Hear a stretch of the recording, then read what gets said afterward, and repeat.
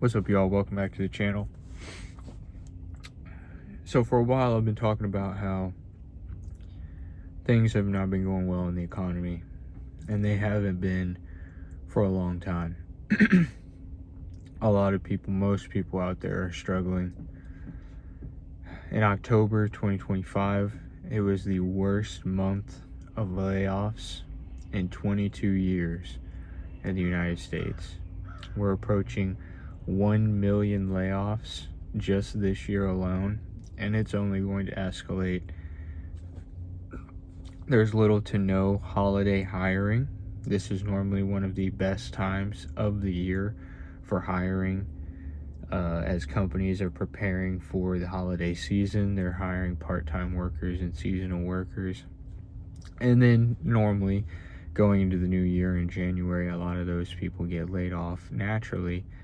I have a feeling it's going to be even exponentially more so going into 2026. But you can point out all the statistics, you can point out all the numbers, but none of them have been as glaring as something that's come out in the past couple of days. And that is President Trump and his administration has announced that they are pursuing a 50-year mortgage. 50 years.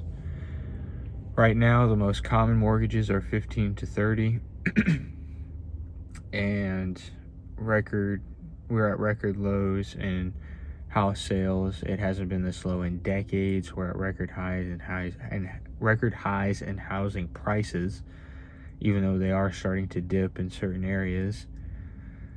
And it's a clear sign to anyone that's paying attention, anyone that's in the housing market, anyone that's been trying to buy a house, that most people cannot afford it, not at these prices, unless you're a top income earner. And even if you are, you really don't want to be buying a house at these prices because you're getting really high interest rates. So you're going to be paying way more over the course of your mortgage than you need to. Another thing is record high housing prices mean you need a higher down payment. If your average house is roughly $400,000 and you want to put 20% down, that's a little under $100,000. How many people have $100,000 in cash to put as a down payment on a house? That's not including any maintenance, any upgrades, anything that needs to be done before you move in, buying furniture, furnishing the place, getting appliances, etc. It includes none of those things. When the average American, when half of the country cannot even afford a $400 to $1,000 expense, and 70 to 80% of people are living paycheck to paycheck, no one has the money to buy a house as it is. So they come out with this bright idea, a 50-year mortgage. And their whole claim is to make housing more affordable, right? Well, they're in a predicament because, yes, you have to make housing more affordable.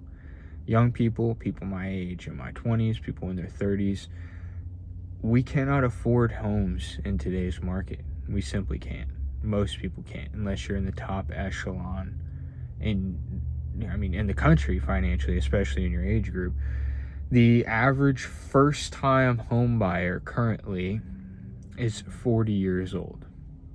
40 years old, okay, that's essentially halfway or close to halfway through your working life. Let's say you start working at 18 years old. That's 22 years into your working life before you're even able to buy a home, a staple of the American dream, what most people in this country want to do. And you are halfway. If you start working at 18, you buy a house at 40, and the earliest retirement age, the earliest eligible age to draw Social Security is 62. So you are literally halfway through your working life before you can even afford to buy your first home. And that's not even the average home buying age. That's just first-time home buyers. So they're in a predicament because young people, the youth, are crying out for affordable housing. We need affordable housing. Most people cannot afford it. They can't afford a mortgage. They can't afford rent. And how can you build a life? How can you sustain a life? How can you build any sort of consistency, have a family, etc., if you don't even have a stable, consistent place to live and you're barely affording to keep a roof over your head? You can't. But at the same time, if they create affordable housing, which the easiest way to do that is to build more housing, increase the supply, which will dilute the demand, and the prices will go down. If you increase supply higher than demand, prices go down. If you have lower supply than there is demand, which is what it's currently been for a long time, prices go up. It's basic economics.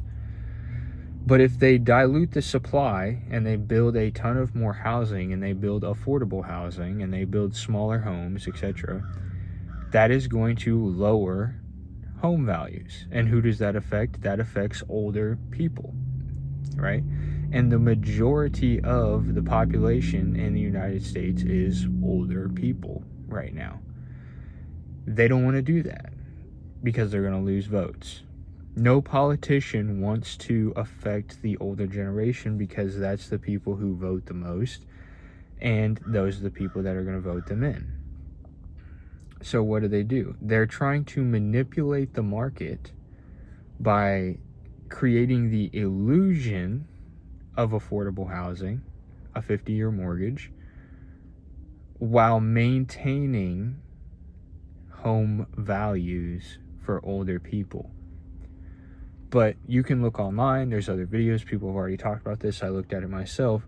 If you run the numbers, take the average home at the average interest rate, and you compare it from a 30-year mortgage to a 50-year mortgage, you are only saving on average $300 per month. So instead of like $2,500 a month for a mortgage, you're only going to be paying a little over $2,000 a month for a mortgage. Neither of those numbers are affordable for an average family. They're simply not. It's still too expensive, and you're only going to make housing prices go up by extending the loan, by allowing more people to buy a house. And if you are able to convince more people to sign up and try and buy a house at 50-year rate, you're only exponentially growing the problem. There's still not enough homes. If the prices go up, the monthly payments are going to go up again, and more than likely the payments are really over the course of time, over the course of the mortgage, over the course of people buying it over the next several years, the payments are more than likely not going to go down at all. And if they do, it's not going to be enough. If you are a home buyer and you're buying a house and $300 a month is going to make or break you from buying a home, you don't need to buy a house anyways. Okay? Because any expense that comes with that home, any appliance, a refrigerator, a oven, a range, a dishwasher, all of those things are going to cost more than $300.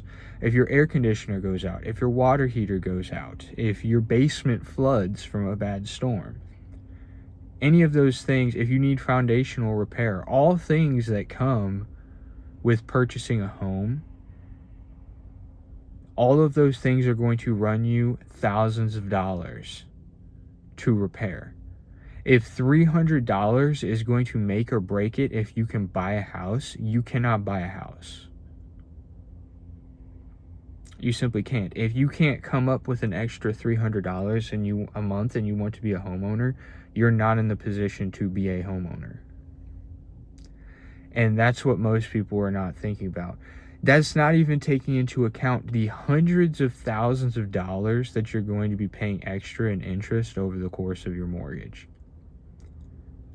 Essentially doubling the amount of interest that you're going to pay over the course of buying your home, and essentially making it to where you're never going to be able to build equity in your house And if you ever need to sell it or want to sell it, you're never going to be able to make money off of that investment. They're essentially sentencing and trapping people to be house poor and being stuck in one specific location for the entirety of their life.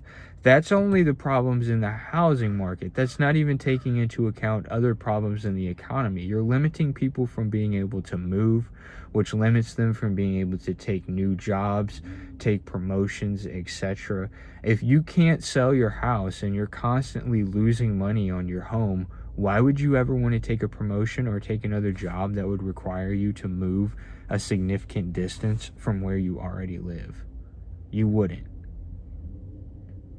And so it leads to, it's a domino effect. Everything in the economy affects another thing.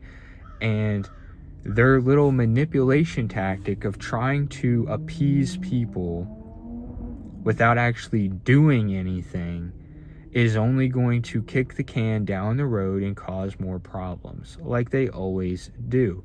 And this is why I've said on this channel multiple times, no one is coming to save you. The empire is collapsing, and you need to prepare yourself. Okay, if you're someone now and you're running out now trying to buy a house because, oh my goodness, it's a 50-year mortgage, I can decrease my payments, etc.